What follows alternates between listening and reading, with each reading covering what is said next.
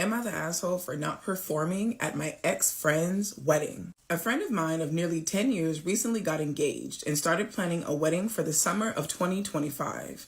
She asked me to be her bridesmaid at the wedding, and I happily said yes. When planning the wedding, I asked if they would prefer a traditional wedding gift or they would want some assistance with the wedding. I'm a singer in a wedding band. We've performed for free for friends and family before, and we offered to play a set in exchange for food. She was very excited about the idea. However, at the engagement party, I got into a fight with her fiance, to the point in which my friend kicked me out of the wedding party, and later, the entire wedding. It's fine. I couldn't pretend to be happy for them at the wedding. It's their day. If they don't want me there, it's okay. I, however, assumed that since I'm no longer welcome at the wedding, I'm not required to give a gift either. That's always been my fucking understanding. Tell me not to come to your wedding. Don't come to me asking where the fuck your gift is. I don't know. You better ask the motherfuckers that came to your wedding where your gift at. My former friend insisted that they had booked us and we're required to perform at her wedding for free. For free. We're not friends anymore. We're not friends anymore. You kicked me out of your wedding party and then uninvited me from the wedding entirely. Yet you want me to show up and perform at your wedding for free. No, ma'am. No, ma'am. Unless we have some type of contract written down and signed stating that this was going to happen, don't ask me for a goddamn fucking thing. This was going to be a gift from me to you. We're no longer friends. I'm not doing anything for you. I told her that we only perform for free for friends and family, and even they pay for accommodation and travel, as well as providing us food at the event. If she wants us to perform, it'll be the standard fee since we're not friends. We have an opening to take the wedding, but we're not going to do it for free. Period. Don't. Fucking don't. Since that, she's badmouthed all of us to our mutual friends. They think in order to keep the peace, we should just do it as we promised. Am I the asshole here for not wanting to give an expensive value gift to someone who no longer considers me to be her friend? No. No, you cannot decide effectively we are no longer going to be friends, but then expect me to still do things for you that I only do for my fucking friends. No, the decision has been made. This is what the fuck comes along with it. We are no longer friends. So the favors I was going to do for you are no longer favors. If you want it, you must pay for it. I only sing for free at the weddings of my friends and my family. You've made it clear that we are no longer friends. I'm not doing shit for you. I really want to know what the fight with the fiance was about. Was OP in the wrong? Did the fiance do something and the bride just decided to stand behind her man and it's affected her friendship from a 10-year plus, year-long friendship is now gone? I want to know what the fuck happened, because ain't no way in hell I would take someone that had a fight with my fiance that I kicked out of my wedding party as well as my wedding and then ask them to perform at my reception. No, because me and my petty ass, me personally, oh no, I'm about to get up there and sing the entire soundtrack from Frozen. I'm not singing shit you want me to sing. Don't think you're about to have your first dance to the song you picked. Girl, nah, I will bust out with the Lion King opening song playing with me. Like, I really want to know what the fight was about. Am I the asshole for deciding not to use my favorite girl name for my daughter like I always wanted because my husband's sister decided to use it for hers? My husband and I, both 30, welcomed our second baby into the world a few weeks ago. We had originally planned to give her a name that I've adored since childhood, but then my husband's sister had a baby girl and decided to give her daughter that name. It came from nowhere because she's always preferred timeless names like Elizabeth, Emily, Emma, Catherine, and so on. The name she ended up going for, my favorite girl name, is Serafina. A lot of people knew that it was my favorite and it was our girl name. When I was expecting our son, we mentioned that it would be our girl name. Even before having kids, friends and family knew that was the name that I adored. But I was never fond of family members sharing the same first name. I know that it happens. I know it's not the end of the world and nobody owns a name. I also know that in some families, it's very common for relatives to have the same first name. But personally, I don't love it. So after sister-in-law had her baby, we came up with another name for our daughter. My in-laws had been surprised when my sister-in-law had her daughter and announced the name. Most people had expected her daughter to be named Emily because she talked about that name a lot. Serafina came from nowhere with her. When we announced our daughter's name, the actual name after she was born, we did get asked why we chose not to name her Serafina. My husband told them we decided to go with something else during the pregnancy because we felt it was for the best. No specific reason given, at least not that he brought up around me. My husband's mom and his other sister and one of his brothers did make comments to my sister-in-law about it being her fault. I love that the family called her out. I love that so much because normally in cases like this, somebody steals someone's baby's name and the family tells the person who was planning for that name, well, you can't own a name. You need to just let it go. You can't own a name. This person's family called them out. It's your fault they chose a different name for their baby and you fucking know it is. They told her it was pretty clear our name change came because she used the name we intended to use. Sister-in-law ended up fighting with her mom because it was always clear that I was never my sister-in-law's favorite person, and she accused her of doing it spitefully. I love that so much. I love that so much that her own family is calling her out. We know you did this to be fucking spiteful. No matter what you say and what your claims are, we know you did this on fucking purpose. This has come back around to me because sister-in-law has now come for me saying that I should have used the name too. Absolutely not. Saying that I shouldn't have let her get blamed for stealing a name because nobody can steal a name. No, bitch, if you didn't want to deal with all this drama, you should not have taken a name that you knew we were planning to use for our fucking daughter. You fucked around and you found out your family is not as passive as you thought they were going to be. I told her that I never accused her of anything like that. She told me that I didn't need to because the name Serafina was something everyone knew for years that I loved, and then all of a sudden I finally have a girl and I use a different name. Not her telling the fucking truth, trying to spin it to make it your fault. You didn't have to tell me I was stealing your name because everybody knows that you wanted to use this name. Okay, so you understand why you're getting so much backlash for it then, right? I'm glad we were able to have this conversation. And that it just so happened to go on after she also decides to use the name for her daughter. I told her we're entitled to change our minds just like she is. I told her that I don't have to answer to her. She told me I was creating drama for no reason and there's no way the change idea came from her brother. That it was clearly me who got butthurt over it. She told me to get over it and there could have been 2 Serafinas in the family. She also accidentally admitted she had been waiting for me to confront her on the name.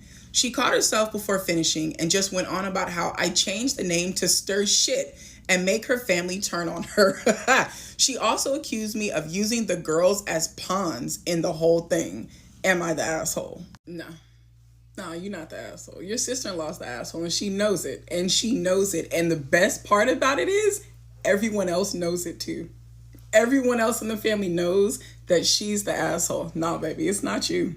This is so refreshing. It is, because in any other baby name being stolen story, it's always the family that tells the person complaining about the name being taken, well, you can't own a name. You need to just let it go. But no, sister-in-law's whole goal was to piss off OP. That's all she fucking wanted to do, was to spite her and piss her off. But they let that shit roll off of them with grace. And now sister-in-law's family are the one that's upset and she don't know what the fuck to do about it. So she's got to twist it in any way that she can to make it OP's fault. You could have said something to me. No. You could have named your daughter that too. No. I'm not going to do that. I don't have to answer to you. You don't own a name. I don't own a name. Meaning I can pick whatever the fuck I want to pick. You're using the kids as pawns. This ain't got nothing to do with me. I love it so much. This is such a refreshing switcheroo. I am here for all of it. Am I the asshole for refusing to give my brother $200,000 from our parents' inheritance after he got scammed? I, 34 male, recently inherited $400,000 from our parents' estate after they passed away. There was a slight delay in my part in receiving the said amount because of some legal complications. My younger brother, 31 male, received the same amount, but just months after their death, he was swindled out of nearly all of his life savings by a shady investment scheme. Now he's asking me to share half of my inheritance with him to help him get back on his feet. He argues that our parents would have wanted us to have equal financial standing, and you did. You did. They left you guys the same amount of money. The reason it's no longer equal is because you fell fucking victim to some weird shit. That doesn't mean I need to give you my money to make sure we always have an equal financial standing. Bro, touch grass. Right now, all of it. I need you to go outside, roll in it, pick it up, put it in your face, sniff it, all of the shit. Go out there with the grass and interact with it. My brother argues that our parents would have wanted us to have equal financial standing and that losing his money wasn't his fault and that he's going to pay it all back later on. I do feel terrible for him, but I don't think it's fair to give up half of my inheritance for a mistake that he made, no matter how unfortunate it is. I've been working hard, budgeting and planning to use this money for my family's future. If I give him half, it puts my own financial security at risk. My wife supports my decision, but some relatives think I'm being greedy and heartless, saying that family comes first. Tell your relatives that you are only willing to give him exactly the same amount that they've given him. Tell him that you're willing to match whatever investment they've decided to give to your brother because family comes first, that you are willing to match it cent for fucking cent, and then see what the fuck they have to say. Also, my thing is about loaning people money. You don't have no fucking money. So how am I supposed to wholeheartedly trust that you're going to pay me my money back when the reason I'm giving it to you is because you don't fucking have it? $200,000 is a lot of fucking money. A lot of money. And I feel like that, my evil ass, you got 3 months to pay it back.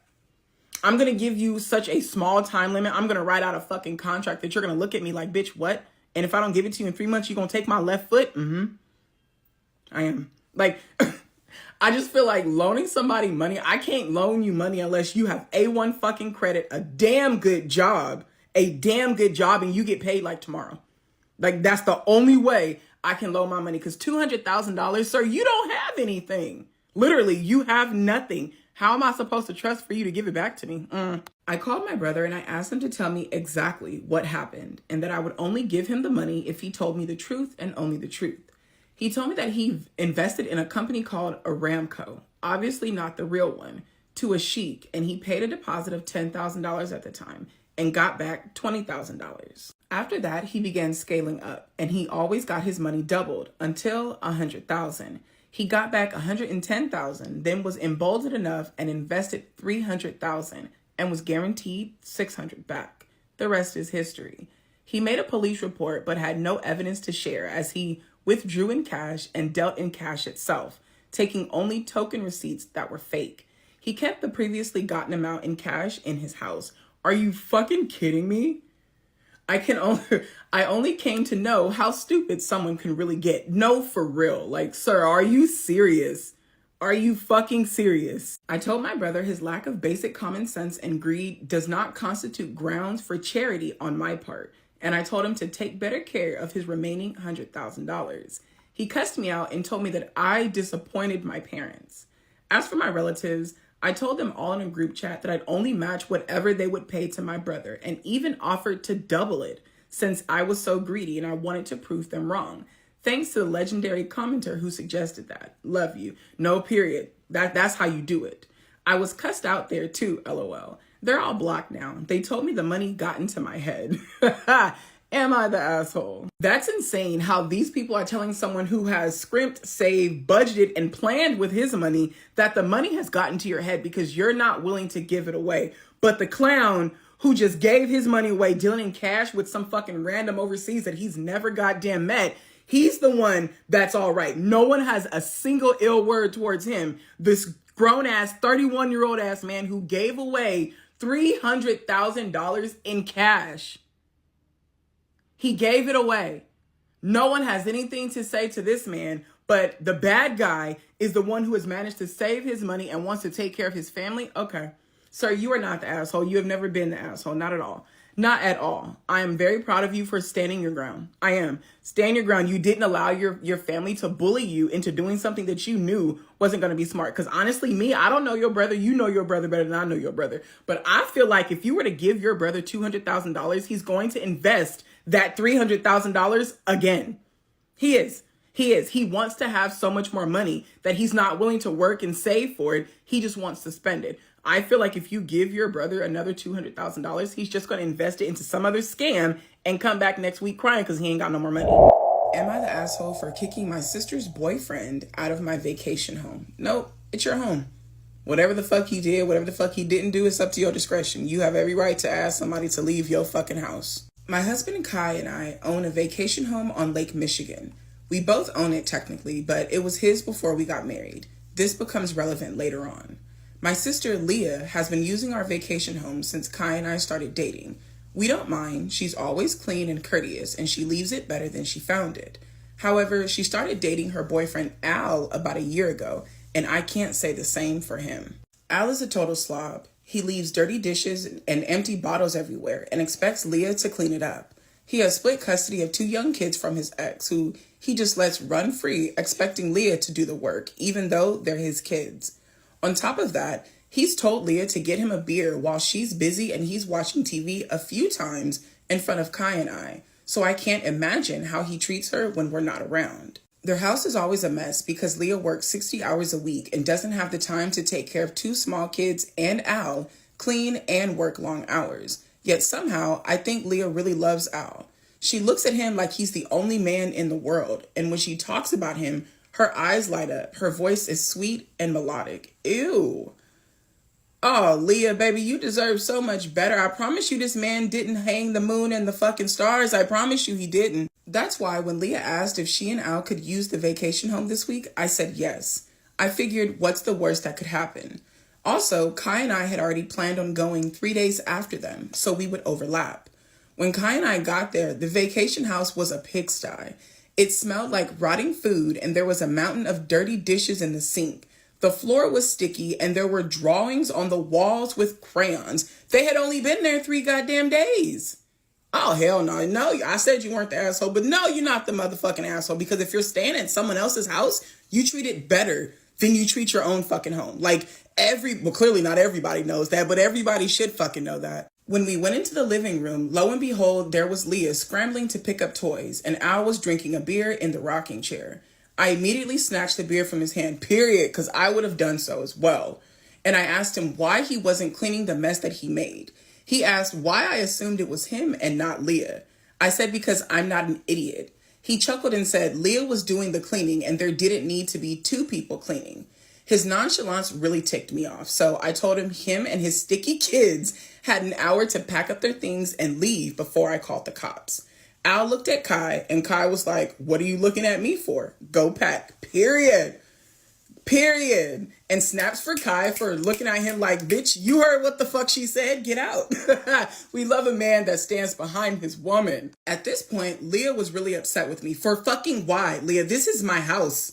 This is my fucking house, and you brought this nasty ass pig of a man into my home and his disrespectful ass kids and allowed them to color on the fucking walls, leave messes all over the place. My floor is fucking sticky, and you're angry that I'm telling him and these nasty ass kids gotta go? Girl, no. No. If you wanted to take them some fucking where, you should have took them somewhere where it was going to cost you to have to clean this shit the fuck up. Not here at my house where my shit could potentially be damaged. Girl, get the fuck out of here. Leah was really upset with me. She said they were looking forward to unwinding and I walked in and ruined it in 5 minutes. Not even considering other resolutions to conflict. Leah, personally, I feel like you guys have unwind enough. There is a mountain of dirty dishes. The floors are sticky. There's drawings on the walls and the house smell like rotten food. All y'all have been doing is fucking unwinding. I need you to wind the fuck up and clean my goddamn house. Also, she said I had no claim to the house since I didn't buy it myself. I told her there is no conflict. Al is dead weight and that's that. As for the house, Kai owns it and he was with me. She said if Al was leaving, she was leaving too. Okay. That night, I got a call from my mom asking why I kicked Leah out. I told her I kicked Al out, and Leah decided to follow. My mom told me I need to be more accepting of new members of the family and that not everyone has the same living style as me. No, when it comes to my home, you will have the same living style as me. You will not come into my home and trash it, have it nasty and dirty, and then get upset when I'm upset about it. No, in my shit, you will live to my fucking standards. Yes, the fuck you will.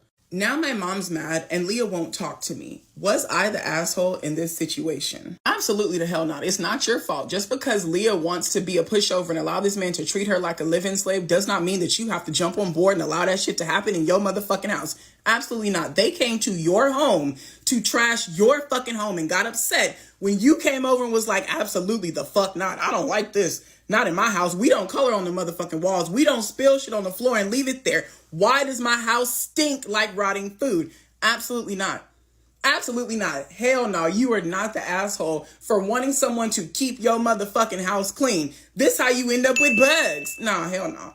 Hell no. And I would never, ever be welcoming of a new member of the fucking family that treats my sister like a fucking slave and thinks trashing my shit is okay. Hell no.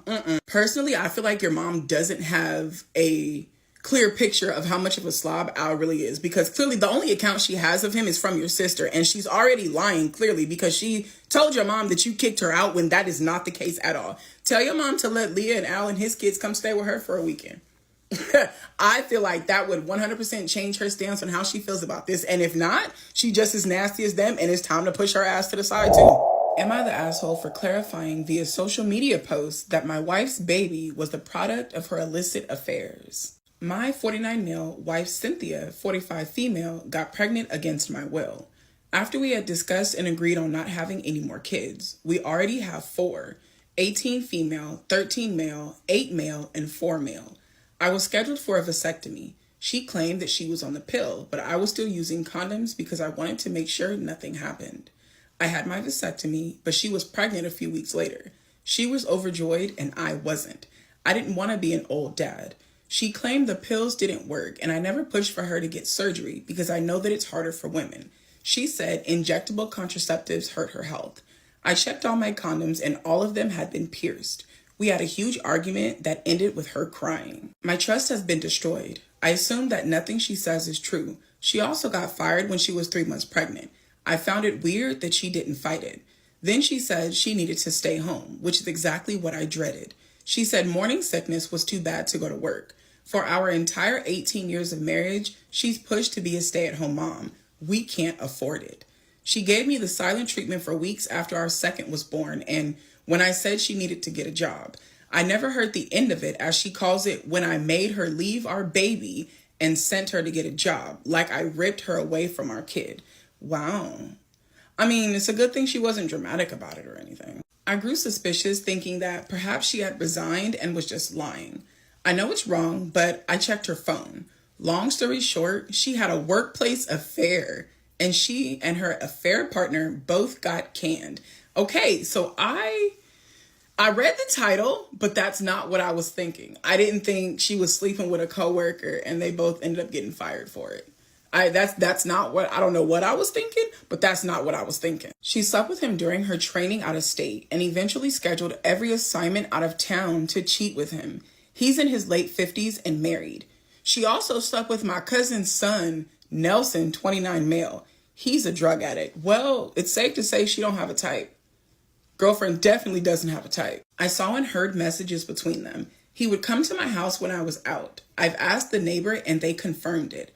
My neighbor said that Nelson would show up sometimes 2 days in a row when I was out of town. I checked my schedule and it could have been when I went to Ohio for 3 weeks. I came home on weekends, but everything seemed normal. What's worse is that Nelson calls me uncle. I let him stay over a couple of times. She's also used our kids, our 2 youngest, as leverage, promising that he would see them if he didn't pressure her and kept his mouth shut. Your wife is terrible. She's obviously put him in some type of stepdaddy role. She told him the pregnancy was his baby. I hate him, but I think she manipulated him because he's got zero relationship with his parents or his siblings. And he kept texting her about how she's like a home to him. Your wife is a monster, bro. I lost it and woke her up. She tried to claim that she was SA'd by both men and then said she was pressured into it because they threatened her. I confronted both men. I reached out to her ex-coworker via social media. He blocked me after a couple of exchanged messages. Nelson did get belligerent, and it could have probably ended in a real fight if I had him in front of me. The paternity test came as negative. I moved out and got a lawyer. I refused to be at the hospital during the childbirth. It was stillborn. Oh, that's terrible. That's terrible. Regardless of how much of a terrible person this woman is, that's not a pain she should have to go through. Like, that makes my heart hurt for her. I was shocked. Even if it wasn't mine, it felt dark and strange. I offered my kids emotional support, but I didn't allow her to cry to me. I had to get a court order to get a DNA test on all of our children. They are mine. A few weeks ago, people on Facebook started asking questions and attempting to call me out for not posting anything about the baby. I think she might have told someone that I wasn't present at the childbirth because a couple of people came for me. We're getting a divorce and I'm still very angry that she's trying to milk it. I told each person the truth separately, but eventually I got fed up with looking like the bad guy and I wrote a post stating, "Thank you to everyone who's reached out to insult me, but the baby was not my child as per the paternity test." I had to step away from social media because of it. Her family called me asking me to take it down. They didn't know the full story, but said, "This is not how things get solved." No, fuck that. When people go low, we go to hell. You've got motherfuckers reaching out to me through fucking social media about the fact that I was not there, nor did I post anything about a baby that you know and I know is not fucking my child. No, when people go low, we go to hell. This isn't the way you get things solved, but this is how your daughter wants to treat it, so this is how I'm gonna fucking treat it. I'm not going to delete it. While I worked my ass off for our family, she was texting her best friend and complaining about how I'm not the shadow of my former self, how I look old and I let myself go. Her friend had an angry response and they're not speaking anymore. Cynthia claimed her friend ghosted her and she doesn't know why, because her friend did not appreciate her being such a drag and she thought she was going to get support. And her friend was like, "Bitch, you're wrong." So she had to cut her off. So she had to fucking cut her off. Cynthia sucks, bro. Cynthia sucks. I'm suing for custody since she repeatedly took my kids across the state so that Nelson could hang out with them. She left them with her dad before I came home from work so she could go do work stuff and have sex outside of our marriage. She's been begging me not to ever tell the kids about the paternity test, but they needed to know the truth before she twisted the narrative. My daughter won't speak to her, and our second child wants to come and live with me. I'm sick of crying sporadically because sometimes I'm driving and I can't hold it in. I can't even watch Corn because she and her affair partners come to mind. I had a family, and despite everything, I was proud and happy, and she took that away from me. I didn't know that she saw me as less. She told her ex-best friend that she loved watching the executives in her job. At least her friend defended me, though, although we're not close. My lawyer says that we should contact her as a character witness. I hate Cynthia, and I told her during her pregnancy when she wanted to initiate intimacy. She's naturally overweight, and I loved her as such, but I hated the knocked up by the affair partner version of her. I told her she looked grotesque, like Jabba the Hutt. That's so funny. That's so mean, but that's so funny. Her lawyer is pushing for family counseling, but I would only agree to civil co-parenting, but nothing orientated at couples reconciliation bullshit. She calls it a mistake, but to me, she bred via infidelity and created an entire human being, and I will never forget that. This motherfucker said bread.